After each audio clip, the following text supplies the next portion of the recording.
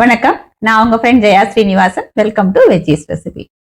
நம்ம இன்னைக்கு veggies recipe கிச்சன்ல கல்யாண பந்தியில பரிமாறக்கூடிய இன்ஸ்டன்ட் மாங்காய் ஊறுகாய் பண்ண போறோம். இப்ப மாங்காய் சீசனும் ஆரம்பிச்சிடுது. நம்ம நார்மலா எப்பயும் பண்ற மாங்காய் ஊறுகாயோட இந்த கல்யாணத்துல பரிமாறுற ஊறுகாய் அந்த பாக்குறதுக்கு கலர், அந்த டெக்ஸ்டர், நல்ல பெருங்காய வாசனை தூக்கலா செம்ம டேஸ்டா இருக்கும். அது இன்னொரு தடவை கொஞ்சம் வேணும் அப்படின்னு கேட்காதவா யாருமே இருக்க மாட்டா. அந்த அளவுக்கு அது நல்லா இருக்கும். தயிர் சாதுக்கு தொட்டுக்கிறதுக்கு பிரமாதமா இருக்கும். இப்ப சம்மர் அப்படிங்கறதுனால காத்தால டிஃபனுக்கு பதிலா சில பேராத்துல ராகி கூழ், கம்பு கூழ் எல்லாம் குடிப்பான். சில பேர் ஓட்ஸ் கஞ்சி அப்படிலாம் ரெகுலராகவே குடிப்பான். அந்த எல்லா கஞ்சியோடையும் எல்லா கூழோடையும் அது தொட்டுக்கிறதுக்கு ரொம்பவே நல்லா இருக்கும். இந்த ஊறுகாய் நம்ம கரெக்டா ப்ரிப்பேர் பண்ணோம்னா அன்னைக்கே நம்ம தொட்டுட்டு சாப்பிடலாம். அந்த அளவுக்கு குவிக்காவும் ஆயிடும். ஃபர்ஸ்ட் டைம் சேனலை பாக்குறீங்கன்னா ப்ளீஸ் சப்ஸ்கிரைப் பண்ணுங்க. பெல் ஐகானை கிளிக் பண்ணி ஆல் ஆப்ஷன் கொடுத்துட்டீங்கன்னா நான் போடக்கூடிய எல்லா வீடியோஸும் குவிக்கா உங்களுக்கு ரீச் ஆகும். வாங்க, ஸ்பெஷலா இந்த கல்யாண பந்தியில பரிமாறக்கூடிய இன்ஸ்டன்ட் மாங்காய் ஊறுகாய் குவிக்கா எப்படி பண்றதுன்னு பார்க்கலாம். கல்யாண மாங்காய் ஊறுகாய் பண்றதுக்கு நான் ஒரு மாங்காய் எடுத்துட்டு இருக்கேன். இதுல என்ன போல நீங்க ஃப்ரிட்ஜ்ல வச்சிருக்கேன் அப்படின்னா வெளில எடுத்ததுமே கொஞ்சம் நேரத்துக்கு பாருங்களேன், இந்த மாதிரி ஈரமாயிட்டே இருக்கும். இது அந்த டெம்பரேச்சர் ஃபுல்லா குறைஞ்சி நார்மல் வர்ற வரைக்கும் நீங்க வெளியிலே வச்சிருங்க. அதுக்கப்புறம் நான் அலம்பிட்டு ஈரம் போக தொடச்சிட்டு பொடி பொடியா கட் பண்ணிக்கணும். அதாவது எந்த அளவுக்கு நம்ம சின்ன பீசஸா கட் பண்றோமோ அந்த அளவுக்கு அந்த கல்யாண மாங்காய் ஊறுகாய் டேஸ்டா இருக்கும். சீக்கிரம் நமக்கு ஊறிடும். இது ஈரம் போனதுக்கு அப்புறம் கட் பண்ணி எடுத்துக்கலாம். கல்யாண மாங்காய் பண்றதுக்கு பாருங்க, மாங்காயை எந்த அளவுக்கு நான் பொடி பொடி பொடியா கட் பண்ணிட்டு இருக்கேன். இது போல முத்து முத்தா நம்ம கட் பண்ணிக்கணும். இது போல பொடி பொடியா கட் பண்ணாதான் நம்ம அதுல சேர்க்கிற உப்பு காரம் எல்லாத்தையும் சீக்கிரம் அதை அப்சர்வ் பண்ணிட்டு டக்குன்னு சாப்பிடறதுக்கு ரெடி ஆயிடும். டேஸ்ட்டும் நல்லா இருக்கும். இதுல ஒரு டேபிள் ஸ்பூன் அளவுக்கு நான் சால்ட் சேர்க்கிறேன். இது மாங்காயோட புளிப்புக்கு தகுந்த மாதிரி நம்ம சேர்த்துக்கணும். இது கல்லாமணி மாங்காய், கிளிமூக்கு மாங்கான்னு சொல்லுவோம் இல்லையா, அந்த மாங்காய். அது ரொம்ப புளிப்பு இல்லை. அதனால இந்த ஒரு டேபிள் ஸ்பூன் ஒரு மாங்காய்க்கு கரெக்டா இருக்கும். அரை டீஸ்பூன் மஞ்சள் பொடி. இதை இப்ப நல்லா குலுக்கி விட்டுக்கணும். இந்த உப்பு மஞ்சள் பொடி இந்த மாங்காயில நல்லா எல்லா பக்கமும் மிக்ஸ் ஆகணும். உப்பு சேர்த்ததே மாங்காயில பாருங்க ஈரம் வர ஆரம்பிச்சிடுது. இது ஒரு மூடியை போட்டு மூடி வச்சிடலாம். ஒரு 2 மணி நேரம் இது இப்படியே இருக்கட்டும். அந்த உப்பு நல்லா கரைஞ்சி ஜலம் விட்டுடும். மாங்காயும் கொஞ்சம் சாஃப்ட் ஆயிடும். ஸ்டவ்ல கடாய் வச்சுட்டு ஹீட் ஆனதுக்கு அப்புறம் அரை டீஸ்பூன் வெந்தயம், 1 டீஸ்பூன் கடுகு. கடுகு வெந்தயம் கலர் மாதிரி நல்லா பொரிய ஆரம்பிக்கணும். கடாய் சூடானதுக்கு அப்புறம் நம்ம சேர்த்தோம் அப்படின்னா உடனே கலர் மாதிரி நல்லா பொரிய ஆரம்பிச்சிடும். இது போல நல்லா பொரிச்சு எடுத்துட்டாதான் கசப்பு இல்லாம இருக்கும். இது ஃபுல்லா நல்லா பொரியட்டும். அதுக்கப்புறம் சூடு ஆற விட்டு பவுடர் பண்ணி எடுத்துப்போம். மாங்காய் பாருங்க நல்லா ஊறி இருக்கு.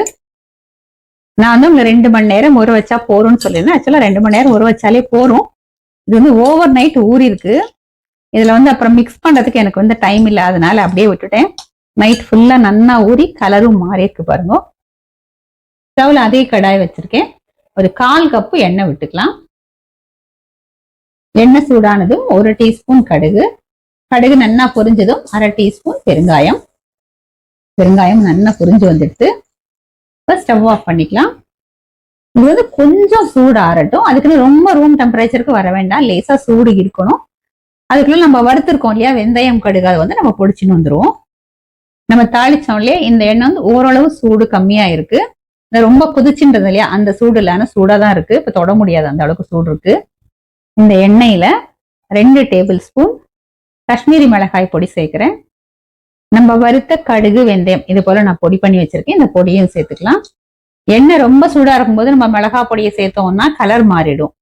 ரொம்ப சூடு ஆறினதுக்கு அப்புறம் சேர்த்தோம்னா அந்த மிளகாய் பொடிக்கு ஒரு ரா ஸ்மெல் இருக்கும். இந்த மாதிரி கொஞ்சம் சூடா இருக்கும்போது சேர்த்தோம் அப்படின்னா அந்த ஸ்மெல்லும் இருக்காது, நமக்கு கலரும் ரீட்டைன் ஆகும். இதை ஒரு தடவை மிக்ஸ் பண்ணி விட்டுக்கலாம். காஷ்மீரி சில்லி பவுடர் சேர்க்காம நீங்க நார்மல் மிளகாய் பொடி சேர்க்கிறீங்க அப்படின்னா 1 டேபிள் ஸ்பூன் சேர்த்துட்டாலே போதும். இந்த மிளகாய் பொடி காரமே இருக்காது, அதனால நான் கூட சேர்த்திருக்கேன்.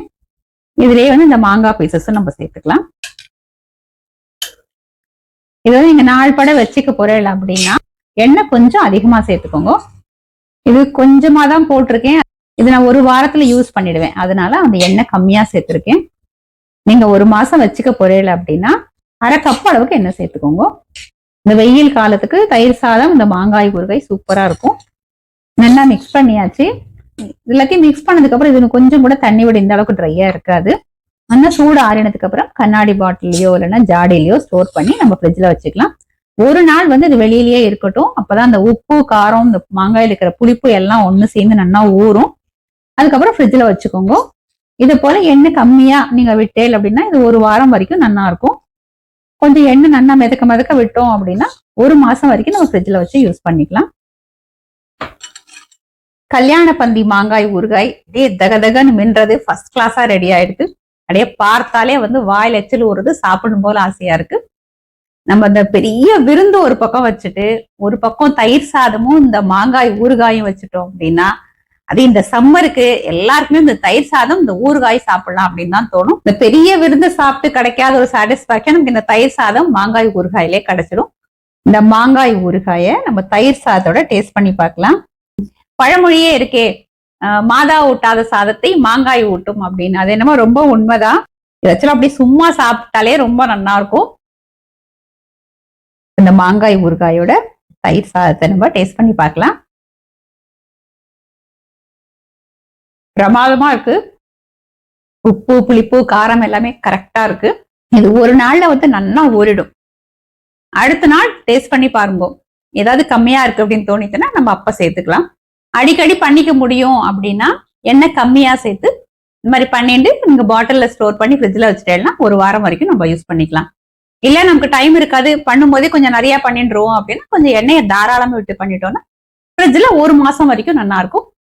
இந்த ஊறுகாய் பண்றதுக்கு மேக்சிமம் இந்த கல்லாமணி மாங்காய், கிளிமூக்கு மாங்காய்ன்னு சொல்லுவோம் இல்லையா, அதுதான் யூஸ் பண்ணுவோம். ஏன்னா அதுல புளிப்பு தன்மை கம்மியா இருக்கும், சீக்கிரம் ஊறிடும். நம்ம சேர்க்கக்கூடிய மிளகாய் பொடி உப்பு எல்லாமே கம்மியா சேர்த்தாலே போதும். கரெக்டா அந்த டேஸ்ட் வந்து பேலன்ஸ் ஆகி வந்துடும்.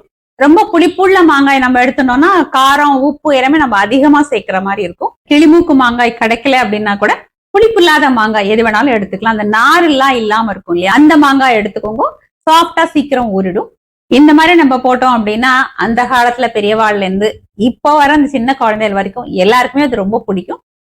இதே மாதிரி இதே மெத்தட்ல இதே அளவுகளோட இந்த கல்யாண பந்தி மாங்காய் ஊறுகாய் நீங்க ட்ரை பண்ணி பாருங்க. பர்ஃபெக்டா அமையும், செம்ம டேஸ்டாவும் இருக்கும்.